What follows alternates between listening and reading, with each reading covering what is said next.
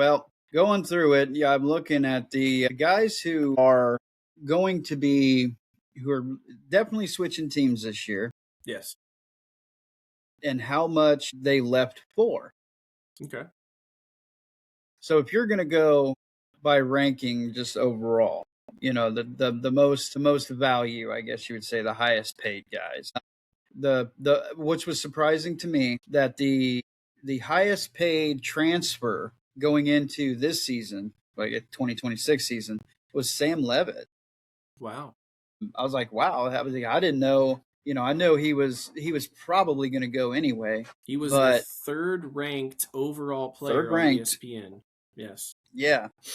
Him going to LSU for $4 million, I was like, whoa, like they're going to pay him that much money I believe he to did go take to. Arizona State to the CFP last year, correct? Yeah, So, I yeah, they mean, they went. Well, that's a very memorable run that they had yes, last year with him and as Scatabo a and as a redshirt everybody. freshman. Yeah, and they had that upset win in the first round. I think it was, man, who did they beat last year? That was the upset. Was it Texas? Well, didn't I thought Arizona I don't State even had a remember. bye? It was old news. Wasn't No, it? they had. Well, Didn't did they they? have the number 4? I don't know. I'd have to go look. Yeah, yeah, they did. They had a pretty good damn run though. Yes. So that was nice, and then they kind of just flopped this year. But Sam Levitt still had a good season. Mm-hmm. And he's a damn good quarterback. Like he's not a slouch. He's one of those, like you were talking about Stephon Diggs earlier, man. He's a high energy guy. Mm-hmm.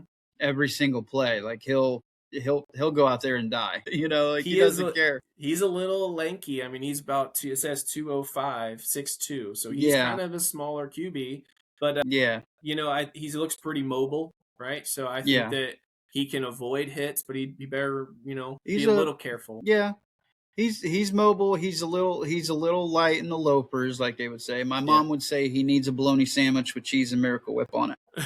So he needs to gain a little bit of weight. But I think going to LSU, being under Lane Kiffin, I think that'll do a lot of work for him. Lane Kiffin got his guy, I guess you could say. Yeah, he got it. Yeah, he's got more than his guy. But we won't talk about that douche right now. We won't ruin the show. The second highest paid transfer guy, at least on this list anyway. Auburn wide receiver Cam Coleman. He's a That was a good big one. one. That was a big He's a one. good one. That was a big get for Texas, and he transferred within the SEC. Yes. There's every bit of, I haven't looked at the schedule or anything, but there's a good chance that Auburn will see Texas. And, how they let him go. It's like, well, I look at Auburn that. wasn't the best, but Look at that, and I'm like, poor Auburn. Because Poor Auburn. when I watched Cam in Auburn, I thought, man, this dude's really good. And now you're putting him with Arch Manning, and I'm like, my goodness, watch out for Texas and watch out for Cam Coleman, because there's a chance he could finish as the best receiver in the nation next year. He could.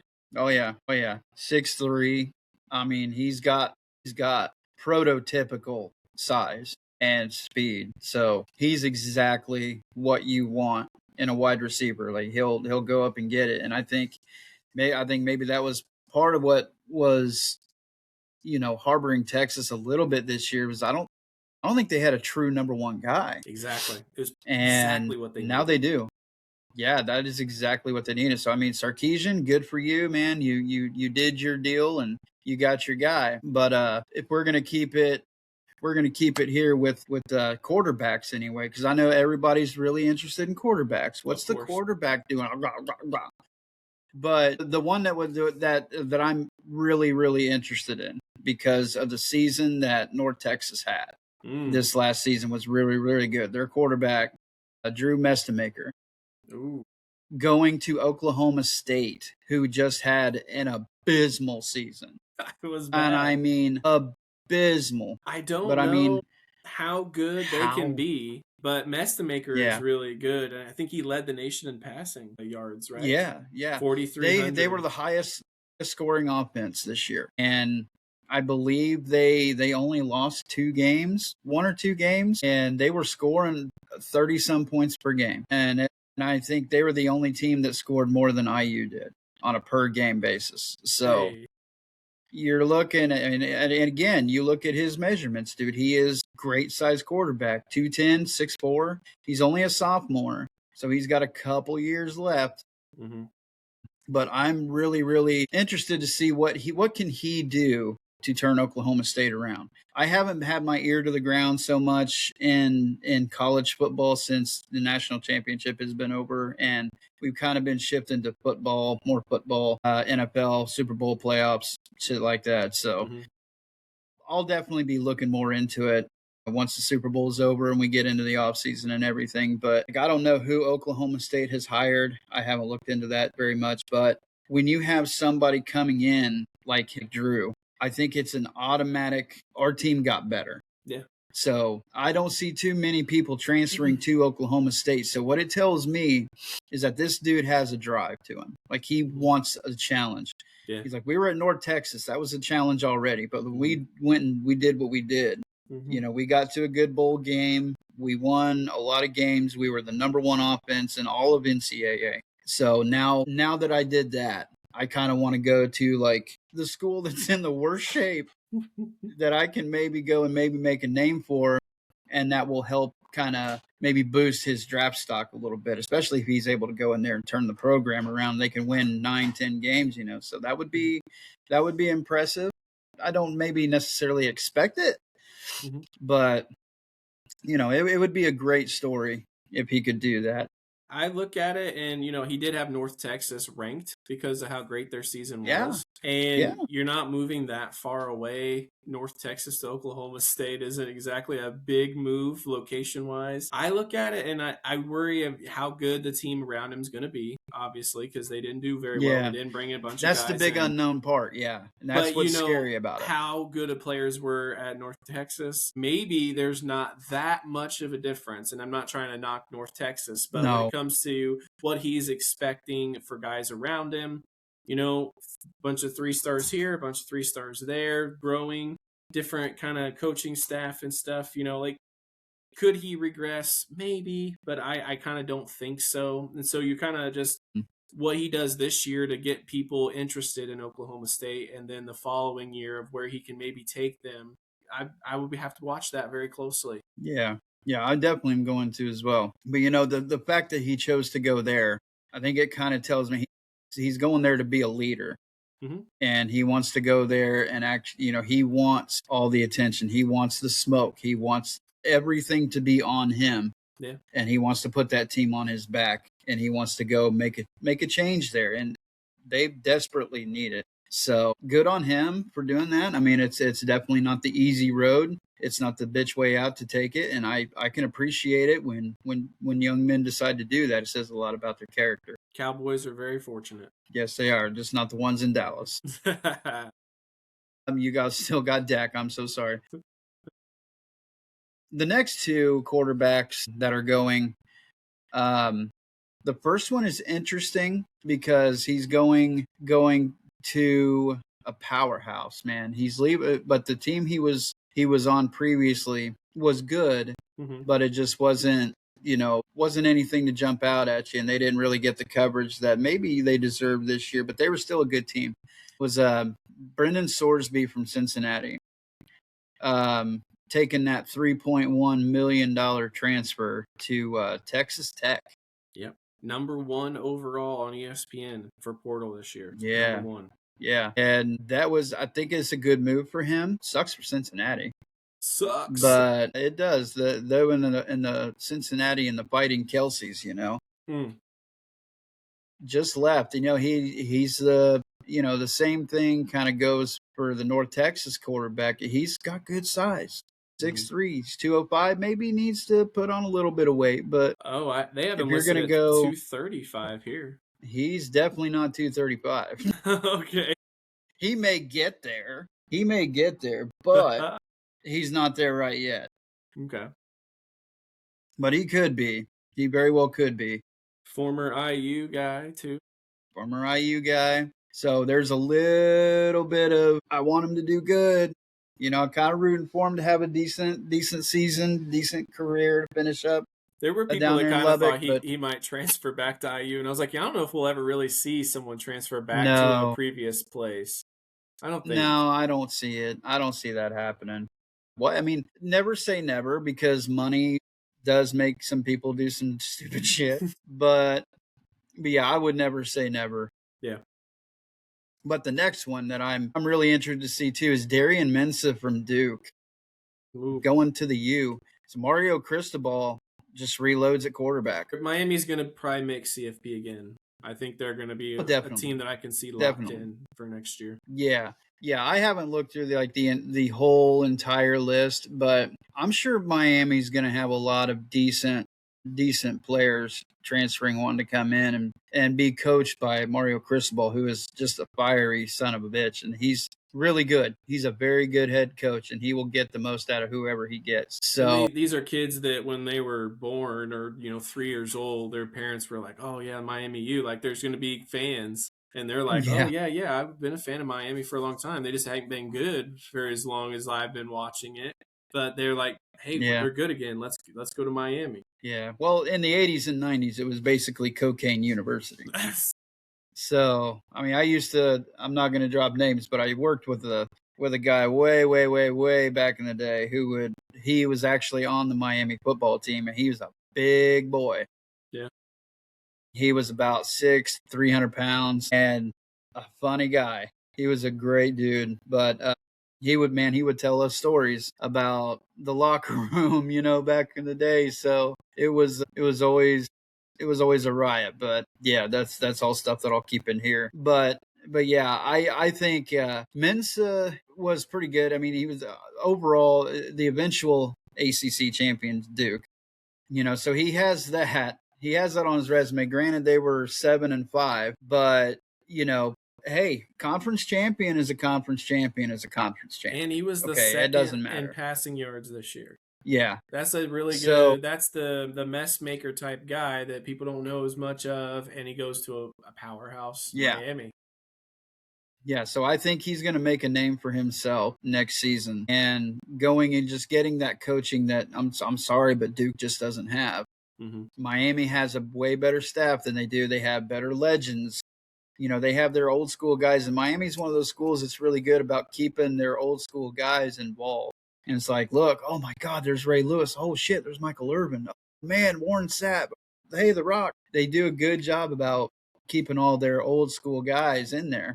Yeah. And just making sure the younger guys, the new recruits and everybody coming in knows like, hey, there's a standard here. Yeah. And we got to the national championship game last year. So we expected to be there. And so we expect to come back, and we expect to be in the playoffs every year. So I think Miami's got that new standard set for that team, and everybody needs to get on board or they can fuck off.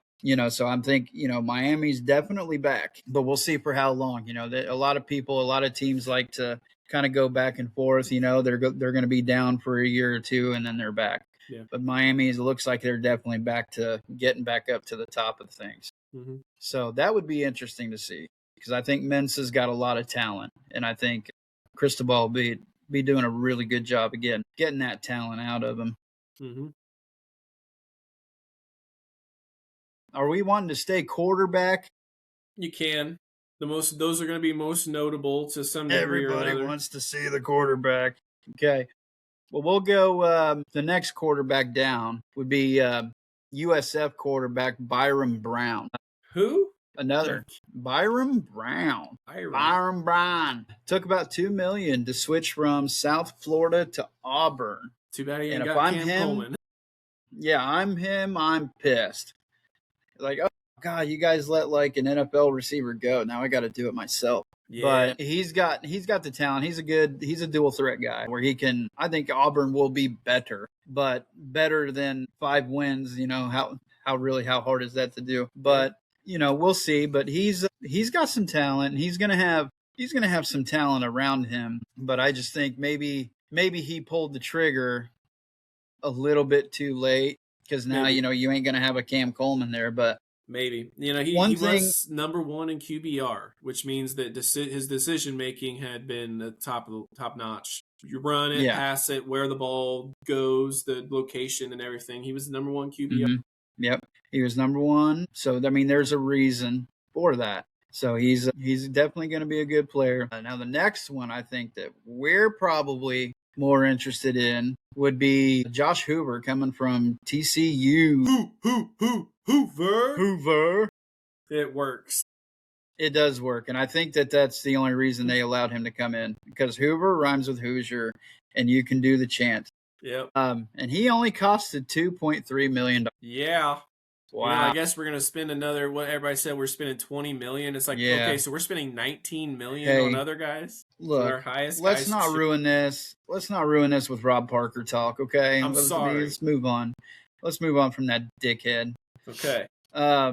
So yeah, Hoover coming in. I think TCU was basically off the map last season. Yes.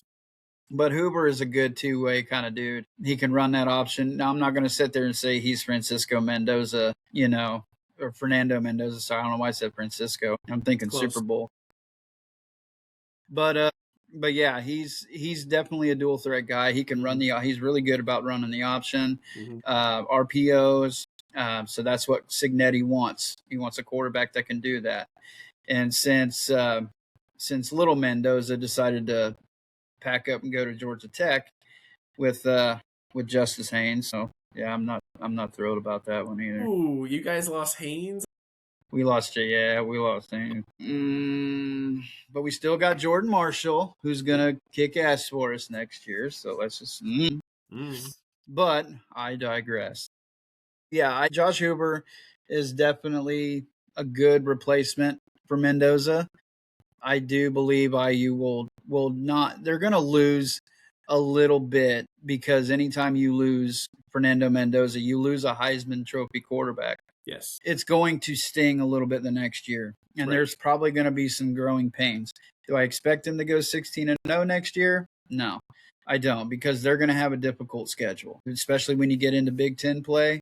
They got some tough road games. They have to go to Ann Arbor, which hopefully we'll get to go. But yeah, I think it'll be a good fill-in when you lose Mendoza. I think Hoover is about as good as you can hope for to come in and take over for him. No offense, but I would say that since we play Ohio State at home the week before, yes, the Ann Arbor game looks very interesting. It's very interesting. If it was, if they were a little more separate, then I would feel a little bit better. But playing against Ohio State will obviously take a lot. They're a very solid team. Yeah. So when you got them back to back in Michigan, coming off of everything they had happened, you expect them to be a little bit better. They kept Underwood, so in Ann Arbor, it's just road games are hard. On Penn State, it was hard. Even though they weren't playing well, it was still just hard. Some of them are just difficult like that. Yeah, and since obviously the Big Ten has taken over as the best conference in college football, any road game, really any game is they're going to be even, because you're going to have premier athletes on both sides no matter what. You're going to have good, tough players on both sides of the ball. If you've ever played college football that's just come out, when you're on a road game, the fucking screen shakes the whole time. Yeah, that stadium pulse is no joke. Yeah, so it's kind of difficult. And so I think it gives you an idea of like, bro, this place really does vibrate. It's thundering. Like Michigan's got 10,000 people in there. It's a little loud. Yeah, it's very, very loud. So very loud. And then the next one here, this will be the last one as far as quarterbacks go. Yeah. Dylan Raiola, Patrick Mahomes Jr., as everybody likes to call him. Yeah, I was surprised that he switched teams. Like, what a dirtbag. Well, I'm not surprised that he entered the portal. I'm surprised where he decided to go. And I'm not so sure. I'm not so sure it's going to be a good one for him. I think that might have been one of the worst decisions he's ever made, other than dressing up like Patrick Mahomes and drag. Well, he's like going to get benched next year. He's not even going to. Yeah. It's what's really odd. I don't know if he's going to even really be able to play. He tore his ACL. He shredded his knee up pretty good. I think that's what everyone's saying is why he went there, because he's not going to force himself to play. So he wants to go somewhere that he can learn something, and he knows he's the guy the next year. Not a bad idea, but don't we think that Oregon will command other people, like someone else might want to go there too. Like, what if he gets scammed? Well, he's going to have to go to the I don't portal again know. next year. I don't know. Yeah, I'm not so sure. What kind of promises were made, I guess, would be what I wonder. Yeah, I really don't know. But it was very interesting. It's like, well, you decided to transfer to Oregon, which is another reason I have a problem with the scheduling of when the portal opens and when the portal closes. I think it's ridiculous where it's at right now. Yes. Because I guarantee you, he thought that old dude was going to go into the draft this year. So the Oregon was going to have an opening that he could probably, sneak his way onto the depth chart and get maybe sneak in and get some playing time. I'm like, man, 2026 might not even be an option for him to play, though. I mean, with the injury that he took, it was, I want to say week 7, something like that. It was like, dude, you're gonna be working really hard just to get onto the field in 2026.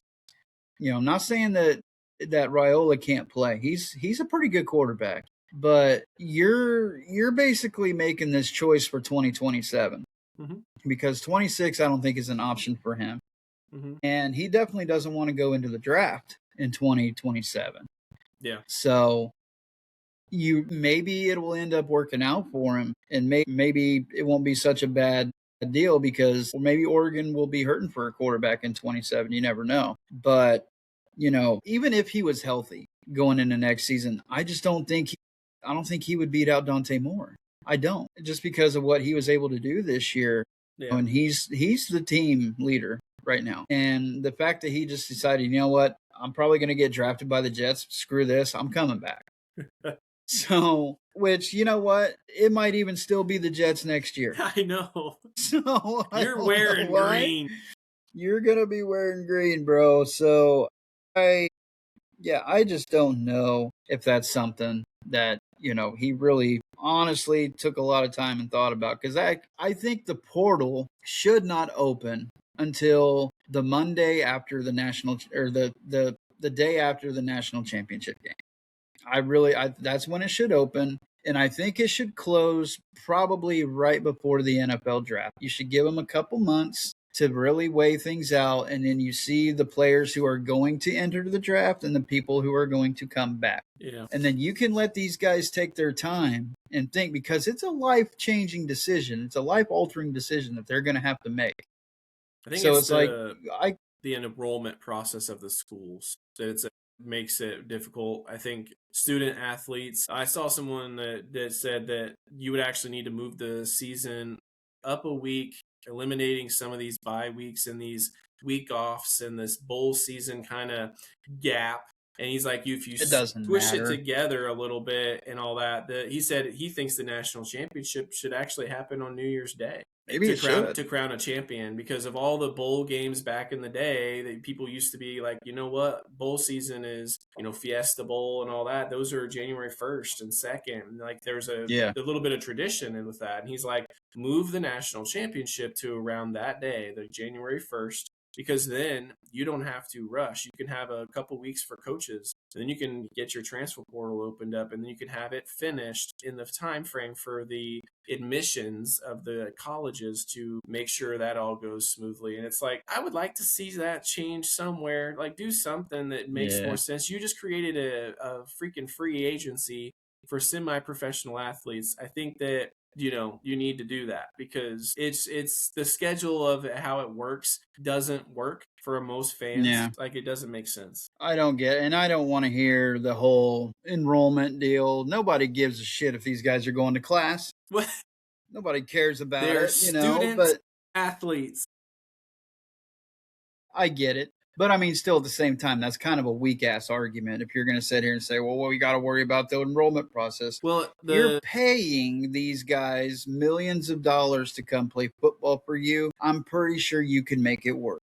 If it's only a handful of guys, I think the most players that transferred into schools, I think, was 21. Mm-hmm. So, I mean, if you can't make exceptions for 21 kids, then I'm sorry, but you're lazy as shit. And you're not really worried about scholastics. You're not worried about that. You're worried about money. Some of these places, though, they're accepting non-athletes too, and they don't want to go and tell Benjamin Button that he can't come to school because his SAT scores wasn't high enough or this or that, or he didn't quite make the list because they don't know how many transfers they're going to have for their football team. So like it comes into admissions and how many they're going to allow into their school, because again, why would a Stanford say no? They're going to have more qualified people try to get in than they're going to say no to. Like they're going to say no to people that were qualified. And there's schools out there that do that and they happen to also have a football team or basketball team. So with the transfer portal, you do have to have that intertwined with admissions a little bit. It may be stupid, but you kind of have to for the admissions side of things, because they get all that squared away by March and everyone's accepted or not, and you're enrolled and all this and that before spring ends. So yeah, the timing is difficult for this. Well, tell Benjamin Button to tuck his fucking skirt in and learn how to run a fucking in route. And it wouldn't be so bad, play, learn something, play on a team, do something. You're going to have those numbers anyway. You're going to have your brains come in who don't give a damn about sports, and that's fine. Some kids are there mainly just to go there to get a degree so they can have a good job and blah, blah, blah. Thousands of dollars in debt for the rest of their lives and everything. Let them do it. That's great. But when you're talking about a low number like 20, we'll just say average about 15 to 20 every season, you're going to tell me that it really is that much of a pain in the ass to let those guys come in, maybe after the, New Year's and break and all that stuff, to let them transfer over to your school. Now, granted, they could maybe do something like, okay, well, you have to finish the school year with the team that you were with. Right. And then you enroll during the summer to the next school. That could be a way you could maybe get around it too. But then you have all these guys that just left your program. They're still going to class for 3 months. And like, you suck. Yeah, so what? So what? They get egged or they get mugged. Who gives a shit, Hey, he's going to LSU. Beat his ass so he can't play. Stuff Dylan like that. Raiola but I mean, is going to get husked by some of the true fans. Yeah, he gets a corn cob shoved up his ass, Like, here you go. Here you go. This is what real husking's all about, bro. Okay, I'm ready to play for Oregon now. Yeah, well, at least it was ribbed. I filled every kernel on the way up. No. But yeah, I mean, I think that could be maybe one way that they could look into if they're going to use admissions now. Mm-hmm. Maybe you say, okay, well, you finish the school year. Let's just say somebody transfers from Oregon to Texas Tech. You finish your school year at Oregon. Mm-hmm. Okay, and then in the summer, you do all what you got to do. And I know that there's spring games and all that other stuff, but you need to either finish the school year at Oregon, and then in June and July, you can enroll in Texas Tech, do all that stuff, and then you're going to be officially a part of the team. But then you're going to have the coaches bitches like, well, we got spring practice, we got spring games, we got all this other stuff we got to do. Mm-hmm. Well, figure it out. I mean, just figure it out. So there's no reason, at least in my mind, why somebody's doing the portal, again, scheduling conflict. Right. Have it be in January, late January, February. You give these guys until March or April to say, okay, look, I'm going to go play football for another team. I'm going to enroll in another school. You give them that pass. It's like, okay, well, you're enrolled in Oregon right now. We'll take your enrollment from Oregon. We'll move it to Tech. Mm-hmm. And then that way you can go do the spring games, spring practices, and all that other good stuff. Right. So you can get affiliated with the team, get used to it, learn the playbook, learn the players, coaches, all that other good, happy bullshit. There's no reason. I mean, they are a billion dollar organization. They should be able to figure this stuff out. It's not difficult. They're just making it seem like it's more difficult than it should be so that they don't have to deal with it, so they can keep going on with their ridiculous schedule that they have. And also something you can look at too is as long as if you make sure that athletes that really might transfer or something, as long as they take classes in the spring that you could just finish them online, right? So in a scenario where somebody like Nick Marsh, he's transferred from Michigan State to IU. Okay, well, you finish your online courses in the spring. So it's like piggybacking off what you just said. So you can move to the IU campus. You're getting enrolled. Everything's cool. Right. But you're not going to start classes until the spring. And you're there, or I'm sorry, the fall, and you're not gonna, but you're gonna finish your online classes. You're still got your login. You're still gonna finish your classes with Michigan State wherever you left off. You're gonna finish them up online. Mm-hmm. You're available to meet the team, to do the walkthroughs, the training camps, the everything. And it's like you don't have to, from an admissions standpoint, just switch everyone over and like, well, this massive amount of people in and out is crazy. It's like, hold on. You don't have to even do that. You don't. They're not, these guys are coming over, they're accepting millions of dollars. Just allow them to finish their shit online. Don't let them have a lab in the middle of the spring where it's like, well, you kind of have to be present to mix sodium phosphate and barium. Okay, don't let them fucking have a lab. Yeah, they're going to Uber it. Fucking Raiola's going to go all the way from Oregon to fucking Nebraska to finish his lab. Yeah. Obviously, don't let them do that. If they're at all going to be serious about, you have to pick online eligible classes for your spring. You'd have fall. Get them done in the fall if you're going to do it present in-person stuff. So there's ways to organize it, and you don't have to shift anything collegiately from a scheduling standpoint where you just say, oh, this is what we'll do now that this is more of a thing than it used to be. Now we have thousands of transfers instead of maybe a few hundred. So it's just exceptions. Just like make the exceptions to the rule instead. Yeah, and like that's a really good idea. Just like, okay, well, if you're going to transfer to another school, you're going to have to do these courses online. And that would be, perfectly fine. I actually like that idea. Maybe they don't have a dorm room till the fall, I guess. You just bump with your new teammate, helps them get to know each other a little bit better. I don't know. Yeah. Think about that before you fucking transfer. Where am I going to live? Yeah. Well, if you're transferring from Michigan State to IU, and if your professor wants to be a dick, like, well, you know what? I didn't like your final paper. I'm going to fail you. You're ineligible for the first 4 games next year. Well, you said who was the third best guy again? I'm trying to remember. Got $4 million was Levitt. Do you really think that Levitt is concerned if he has to finish his stuff in the spring online from Arizona State to go to Louisiana, that he doesn't either have a teammate he can bunk with, or he just made $4 million. He could probably afford a small apartment down in Louisiana. Yeah. Until he is officially enrolled in the fall, and then he has his own dorm. It's like there are workarounds that are so simple. You're allowed to pay these guys. Stop acting like you can't find them a place to stay or some studio downtown. Like we're working too hard. It's just so easy. Amen. Yeah, it's like a lot of these boomers who are, now working inside of these universities are just like, I don't wanna, and that's all it is. That's basically all it is. Well, back in my day, we didn't get $25 million to play ball. We, uphill in the snow both ways, blah, blah, blah. Shut up and just do it.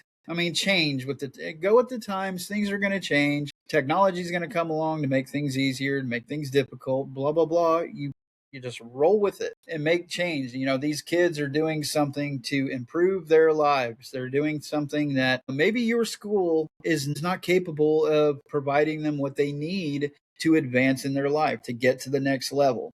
You're not doing your school is just not attractive enough. Mm-hmm. So we know why Nick Marsh left Michigan State. They're a fucking disaster right now. Of course, he's going to want to go somewhere, where they're on the up and up. They can provide a better education. They can provide better coaching staff, better environment overall. So stop thinking that your shit doesn't stink when it really, really does, and allow these kids to go somewhere where they can improve. If these guys just wanted to stay and be mediocre and then try to get into the NFL that way, it's not going to work out very well. So they want to go somewhere where they can make a name, they can make an impact, and maybe make a little bit of money while doing it. Let them. Stop making it difficult because you want to be lazy and you don't want to change things because you're an old head. And it's like, well, we done chiseled it into the concrete. We can't change it now. Bullshit. Just get another tile and change it up. Who gives a damn? You can make it work. It just means you have to do a little something to make it work. Yeah. So do your job, do what you get paid millions of freaking dollars to do, and just fucking do it.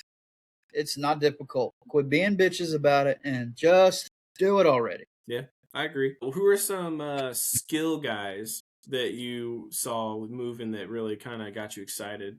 We just like go through them briefly, and like, what did you see? Well, now I gotta bring this stuff back up. Well, damn you. Well, definitely the number one that sticks out is Cam Coleman for sure. He is definitely the guy. I think the biggest and best overall athlete that's on the list that can go.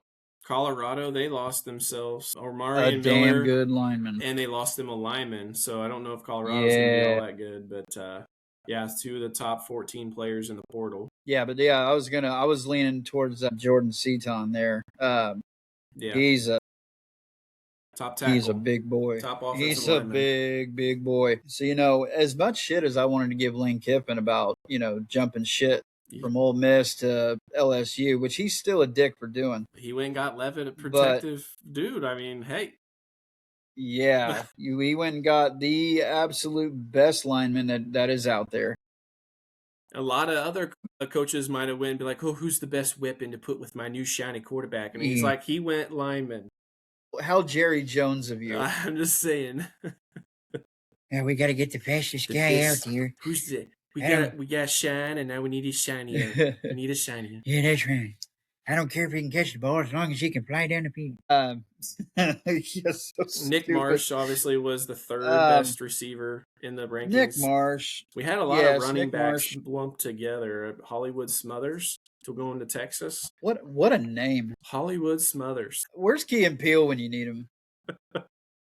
Fudge. Yeah, NC State going to Texas. That looks good on paper for sure. Justice Haynes, you already said that hurts a little, obviously. It does suck. But hey, Haynes, it's like we're blending Michigan and IU together somehow, Yeah. It's in the hearts. It's in there. Yeah, I can't help it. I can't. That's fine. But yeah, Justice Haynes, I mean, they're getting a good one. I mean, he was so good for us right until he hurt his ankle, which was a killer for us. You could tell, like, as soon as he went down, like, our running game wasn't as stout as it used to be because he was our number one back. And Grant, I love Jordan Marshall, and I'm grateful that he's coming back next year, and I'm glad that he's going to be our number one. But he was not – he'll be ready next season, but he was not ready to be the feature back. Like, he was a good follow-up punch. But Justice Haynes is he's so good. He was so good at making that cut, that first cut, getting to the hole and just going. He was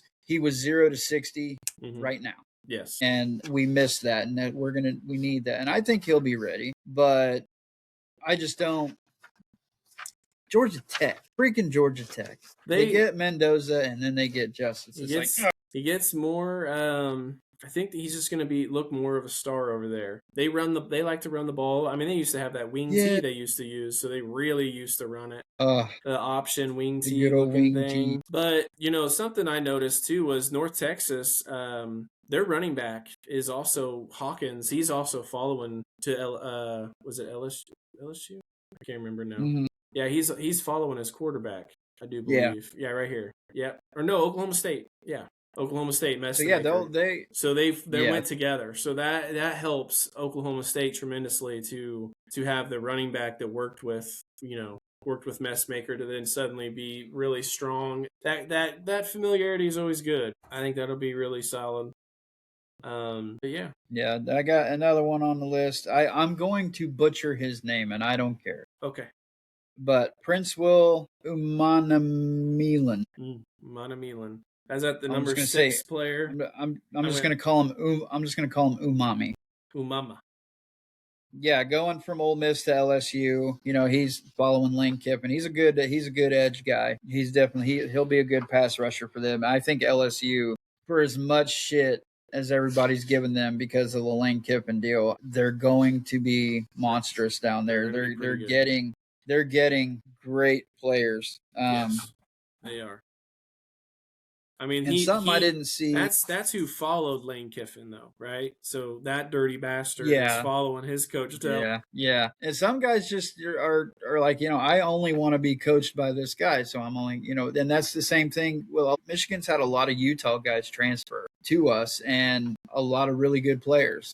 I mean, Kyle Whittingham, man, he has been about the best option and the best thing that any Michigan fan could have hoped for, because it could have been disastrous. Yes. Sherrone Moore could have set us back 20 years with the bullshit that he pulled. Could have. But, Kyle Whittingham, and I've been a big bullshitter against Warden Manuel, who is the athletic director of Michigan. But what he just pulled out with hiring Kyle Whittingham and keeping a big core of our players was massive. Yeah, and what he did was magic out of a hat, man. Yeah, and he brought in one of his best defensive guys, that Henry Daly. So you have a new edge from Utah. Yeah.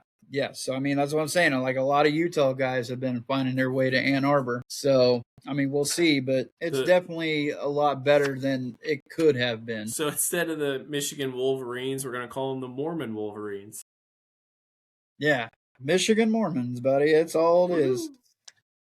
So yeah, we've gotten a couple of their guys. Some of them are in the top 25, top 40 overall. Like, a lot of these, most of the top 25 on these transfers are all damn quarterbacks. So yeah, but there's definitely a lot of linemen that are good, a lot of defensive guys and receivers and stuff that we just they're good. Yeah. Definitely.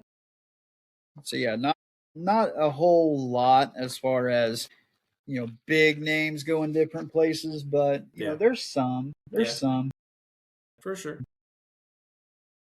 But we'll see how they all work out. All right. But I think that they're going to be just fine.